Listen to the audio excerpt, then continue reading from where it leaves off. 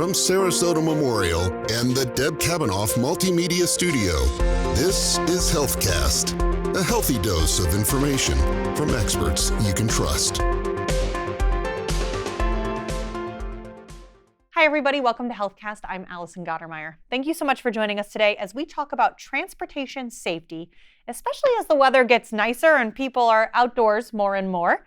Our guest today is a nurse and the Trauma Injury Prevention Coordinator here at Sarasota Memorial, Casey Howell. Casey, thank you so much for joining us again. Hi, thanks for having me. It's always a pleasure. So let's talk about a concerning uptick that the Trauma Center is currently seeing in injuries lately. Yeah, bikes and e-bikes and scooters. Seeing more and more of those, especially like you said, as the weather gets nicer and the people are out and about and things like that. We have seen definitely an uptick in the e-bike and like the electric scooter injury. So why do you think more e-bikes and electric scooters are causing these injuries, aside from just people getting on them more in the weather? Yeah, sure. So, I mean, the weather, and we're a beach town. Like, it is a convenient, affordable way to kind of get around, see the sights, and be able to hop on and hop off easily and things like that. We also have a large population here locally of people who rely on bikes and e-bikes, especially in the Amish community, as their primary mode of transportation. So they're becoming more popular in certain areas of town especially, so and the widespread availability now with these like easy pop-up rentals where they're located around town and you get on your phone, get on an app, it's cheap, it's easy, it's quick, and it's available. So are e-bikes more dangerous than regular bicycles? Oh, yes. Why? Unquestionably, yeah, like without a doubt. Don't get me wrong, they're fun and convenient and nice, but they offer you, similar to a regular bike or even a motorcycle as well, there's no protection. There's nothing to protect your body from external forces. So in the event of a crash or an accident or a tip over, there's no car door to cushion the impact before you get to my actual person. And there's also no automatic built-in physical safety mechanisms like airbags and seatbelts and things like that. So additionally, it puts the onus on the rider to put on a helmet or padding to protect their body and person. And they go very fast. A lot of these e-bikes are just easy, like rental ones, are up to 20 miles an hour. Wow. So once you include additional speed and velocity, that's always going to be a factor in the physics, the mechanics of an accident and impact. That's always going to correlate to a higher potential level of internal or external injury to your body. And when we talk about trauma, especially with Sarasota Memorial being a trauma center, what kind of trauma are you seeing from these e-bikes and scooters? So bicycle, pedestrian, and then e-bike and scooter versus automobiles or just accidents out in the community have always been one of our highest, in our top 5, highest level of what we call mechanism of injury, how you made it to us to be treated at the hospital. So it's always been a prevalent problem in the community, and it often results in musculoskeletal injuries, so broken bones, tissue trauma, and up to and including internal injuries to organs, internal bleeding, and especially head injuries, right? Especially when we're not wearing those properly fitted helmets, the risk of brain injury is very high. And then when you couple that with increased speed, then that risk becomes even higher. So that brings us to the next question, which is, what are you recommending for people who do use these e-bikes and scooters or even regular bicycles as their method of transportation? Because as you mentioned, this is a town where it's very convenient to do that. And even the exercise community might use an e-bike to go somewhere to then ride regularly to get their fitness in. So we don't want to discourage that. No, not at all. Right. And it's good for the environment. Like there's a lot of pros to it. So I don't want to discourage their use altogether. But of course we have to exercise caution when we're making all of our choices, but especially ones that have an increased inherent risk. So the number one recommendation, if you listen to nothing else that we talk about today, helmets. A properly fitting, appropriate helmet. There's us practicing caution and safety while we're riding is a great start. But it's only half of the equation. I cannot control other people's actions. I cannot control, just unforeseen events. So as safe as we are and everything that we're doing to protect ourselves, there are still accidents. And in that instance, a helmet, right, is your best bet at the highest level of potential protection from internal brain injury specifically, which is going to be right at the top of the list of some of the worst incidents that, injuries that we can see from these type of incidents. So if nothing else, at least a helmet. In addition to that, using some good, common sense kind of safety things and being mindful about the ordinances and traffic laws and things like that. So I want you to wear a helmet. I want you to consider additional protective clothing, gear, padding, maybe knees, elbows, or at least be mindful about what you're wearing and how that's going to protect you if you are sliding against the asphalt. So long denim jeans are going to offer you more protection than shorts or just a bathing suit. It's hot here. I get that long denim jeans might not be the most comfortable thing to cycle in, especially in the summer, but be mindful about what you are wearing and how that's going to offer you some protection against the elements. Bright colors that are going to be more highly visible, reflective gear, whether it's on your clothing or on the bike or both would be great. Something on the back of the helmet, lighting, bike lights, helmet lights, things like that, even in the daytime are going to additionally help increase your visibility, which is huge, right? Avoid riding at night or dusk. That's not always possible, but when you can factor that in, you're going to increase again your visibility, and that'll make you safer. Riding in groups is always going to be a little bit safer as well. Make sure that you are following traffic laws, right? Use signals, whether there's electric signals on whatever type of device you might be on, or if you're using hand signals, make sure that you are doing your best to communicate your intentions with the rest of the travelers on the road. And be mindful again about, where you are and if it is allowed to ride on the sidewalk. In Sarasota in general, there are a lot of places where it is permitted, and there are certain spaces where ordinances preclude that. So always utilizing a bike lane whenever that's available is going to be the best bet. And otherwise be mindful about sharing the road and be cautious of other drivers. And that's all great advice. Yeah. You mentioned repeatedly the helmet. So I want to dig into this because if people don't know how to get a helmet properly fitted, or they're concerned, they're watching maybe their kid on the scooter and that helmet's looking like it's fallen off a little bit. Where can they go or what should they do to make sure they truly have a properly fitted helmet? Good. And that's really important because we see a lot of what I like to consider decorative helmets. They're wearing it, but it's not offering a lot of protection. It's the wrong size. It's too big. The strap is down here. And as soon as they fall, that helmet's going to fall right off their head. And then it's not doing its job for you. Right. All right. So I'm going to tell you about the 5 steps to go to get a good proper fit on your helmet. But for anybody who's looking to refresh on what we're going to talk about or to get some more information, NHTSA, the National Highway Traffic Safety Administration, their website is nhitsa.gov, I believe, and they are a fantastic resource for all things road travel related, recalls, car seats, helmets, safety, road issues, ordinances. So really great resource, and they have a really good reminder about a properly fitted helmet. But what you're looking for is something that fits nice and snug on your head. Not so tight that it hurts, right? But snug enough to stay put, essentially. And a lot of times, because they're mass produced in these kind of generic sizes and things like that, there are padding inserts that come with most helmets so that you can customize it to get a snug fit for your head. So step 1, it needs to fit nice and snug, and you wear a helmet level on your head. A lot of times they're tilted way up or down, right? So I want it to be level on the head where it comes around, and it should fit low on the forehead. Only about a finger or 2 width above the eyebrow is appropriate. So I don't want it way up here, kind of pointing at the sky. Nice and low, level on the head. Secondly, the straps that come down on the sides, they form a V around your ear and then come to a singular piece underneath the chin. So you want to adjust the little side strap so that that V on the ear really comes right below the earlobe. Right? I want the V to be nice, visible, easy to see V that ends about here. All right?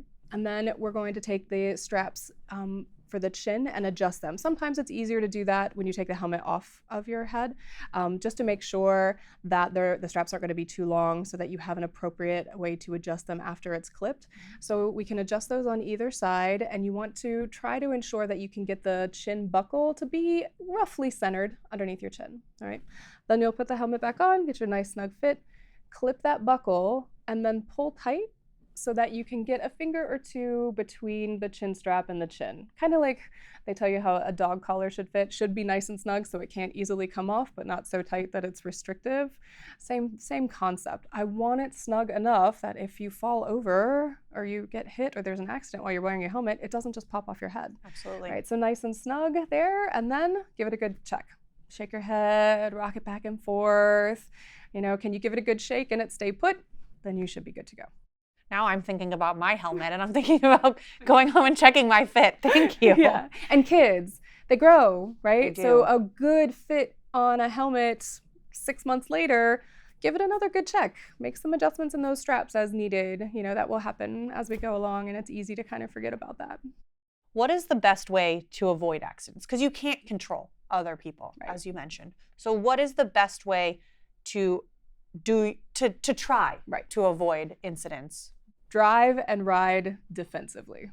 Heightened awareness, right? You're taking on, not only do I need to conduct myself with the highest level of safety possible, but I need to be prepared to react to others around me who may not be exercising the highest level of safety, right? So doing what you can to practice a heightened level of awareness when you are in a scenario that it has a high risk of injury potential. So of reducing distractions, which like your phone, take your headphones out, right? Don't do anything that kind of obstructs your senses or your ability to be aware of the environment around you. And of course, awareness of other contributing factors, right? Inclement weather, right? That's going to add another layer of risk. It's going to take you a little bit longer to slow down. Taking turns are going to be a little bit riskier. So exercising extraordinary caution, right? Being aware and being very hypervigilant about your surroundings, in addition to protecting yourself as much as possible, right, before you get on that bike. And also, it's really important, especially when we're talking about those e-bikes and scooters and the rentals, like the community-based rentals, do a quick survey of that machinery before you get on it to make sure it's in proper working order. Test the brakes. Right, take a look at the device in general. Make sure that you're not seeing loose nuts and bolts, and that it's going to operate as designed and intended with all the appropriate safety mechanisms. That's a great point. Now, drivers of vehicles also play a huge role in protecting those in our community who are using bicycles, e-bikes, scooters, etc. What do you say to motorists to prevent Right. accidents? Because of course they don't want to cause them either. No, of course. And it's actually really the same advice. Heightened level of awareness, right? Especially as we are coming into a season where we're anticipating higher levels of these types of travelers, pedestrians, bikes, scooters. We get into the summertime, school is out, there's more kids or younger people on the road. We get a lot more tourism, into the areas during that time, families, with young kids that are traveling during the summer. So anticipate their presence, build more time into your commutes, anticipate the congestion that might cause. And again, check twice, especially at intersections and when making turns, right? Those are kind of a really risky point of contact there where we see a lot of accidents happening. So checking again, move a little slower in those transitions, build more time into your commute if needed, but awareness, looking, expecting them to be there, and allowing that grace for that potential to impact your daily drive, your commute, or wherever it is you're going. Oftentimes these, especially with tourism, they're navigating areas that they're unfamiliar with. Right. So they might slow down like they're gonna turn and then they don't, or they make a turn at the last second because they don't wanna miss it. So be mindful of that too. That's frustrating sometimes for those of us that are, trying to get to where we're going, but it's an additional risk factor that's going to contribute to high levels of incidents. Absolutely. And you mentioned that we're coming towards the summer months soon, kids out. That means a lot of family vacations, road trips. So for those motorists, what kind of safety tips are you promoting, especially this time of year? Sure. So really, when we talk about motor vehicle safety, we definitely recognize that there are times of year, holidays, and events that we see increased levels of accidents because we have more traffic on the road. So anytime we increase traffic patterns or the likelihood that individuals might be operating their vehicle under the influence, right, then we really kind of amp up on motor safety. But it's the same safety recommendations that we're making for you every day, all year round. When you get behind the wheel of a car, right? Making sure that you're not under the influence or have any impairment. Yeah. Avoid distracted driving. So just like I don't want that e-bike, commuter on their phone, I don't want you on your phone either, or looking at something else, or headphones in, things like that. Exercising extraordinary caution, right? Giving that extra surveillance to the area, especially when you know there's going to be the conditions there for increased risk of accidents and things like that. Avoiding driving in inclement weather as best as possible. It's not always avoidable, Right. but when it is, just knowing that that's going to add an extra layer there, you know. And with the little ones in the vehicle, maybe they're in a vehicle they're not usually in. Maybe we're installing a car seat in a car that they're not usually in. Sure. Going with grandma and grandpa for the summer, something like that. Mm-hmm. For those who need more information about installing car seats or picking the right car seat for their little one and their vehicle, because they're not all right for your car, which is Correct. something I learned from you in the past, where should they go? Good. So that's a great question. Car seats are tricky. This is trickier than people tend to believe or anticipate, which is unfortunate. But there's a large percentage of car seats that are actually improperly installed.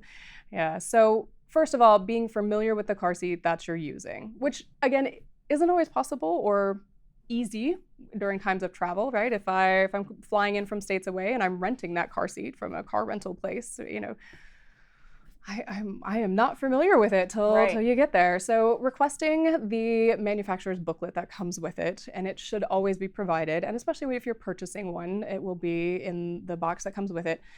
Taking a moment to flip through it and really look at the recommendations for installation, because they're all different. There's a lot of overlapping themes, but each specific seat and make and manufacturer has different specifications and how that seat is going to be properly installed.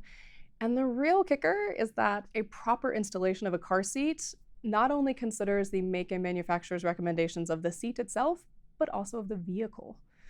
Right, so the owner's manual to the vehicle that you're installing the seat in will also have some specific restrictions and recommendations about placement, weight limits, seat size, things like that. So making sure that you have checked both to avoid any incompatibilities there, and really then following the recommendations that are printed there.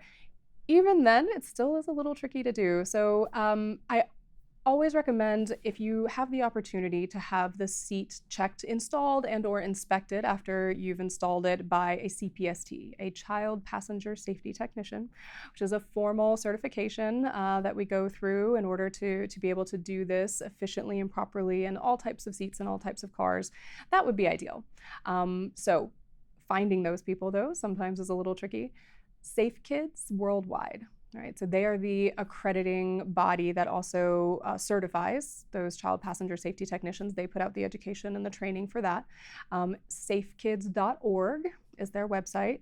All right, so they are one of the best resources to refer to for not only what type of seat is good for my child, what are the recalls, is my child big enough that they can move to a booster, do they need to be in a convertible, when can I flip them around, answers all of those questions, and they have a wealth of information there. But they also have information about local CPSTs, where they are in the area that you're going to be, what events might be coming up, or ways that you could schedule those car seat inspections and installations.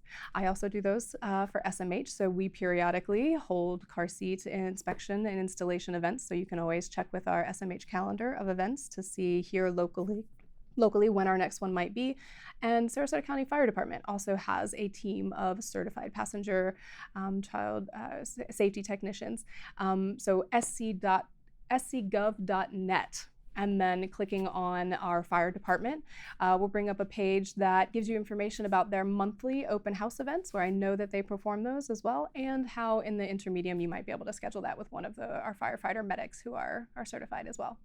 It's so important to take advantage of these resources that we have in our community. Absolutely. Free and very valuable.